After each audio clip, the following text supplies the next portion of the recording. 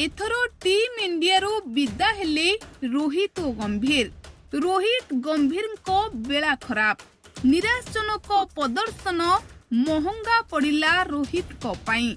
प्रशंसक हेले निराश। क्रिकेट प्रेमी रोहित को उपरे खपा हेबा परे बीसीसीआई खोजुथिला रोहित को विकल्प। एथर तड़ा खाइले रोहित और गंभीर, कारण रोहित को विकल्प मिली जाइछि बीसीसीआई को। वर्तमान टीम इंडिया रो अधिनायक रोहित शर्मा को 37 वर्ष बयस। से अंतर्जातीय टी20 रो अवसर घोषणा कर सारी। से टेस्ट एवं ओडीआई खेलुछंती। रोहित शर्मा 2027 ओडीआई विश्वकप पर्यंत खेलिबाकू इच्छा करिथिबा जणा पड़िथिला।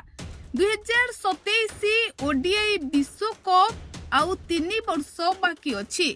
से पर्यंत रोहित शर्मा को टीम इंडिया रे खेलिबा पई तांको सपक्ष रे अनेक जिनिस रहिबा आवश्यक। हेले सेपटे किंतु भारत एवं न्यूजीलैंड मध्य रे खेला जाइथिबा टेस्ट सीरीज रे लज्जाजनक पराजय वरण करिथिला टीम इंडिया। टेस्ट सीरीज रे एमिति पराजय इतिहास रे केबे होई नथिला। सेपटे भारतर विश्व टेस्ट चैंपियनशिप फाइनल खेलिबा आशा मध्य कमिबारे लागिछि। भारतीय दलर एभली पराजय को नेई अनेक प्रश्न उठुछि। सोशल मीडिया रे अनेक कमेंट भी देखिबा को मिलुछि। काहेकि हारिला भारत, केउठी रहिला भूल, ए तमाम दिग को नेई मैराथन बैठक करुछि बीसीसीआई। बीसीसीआई पक्षरु एहाकु नेई बैठक होइथिला।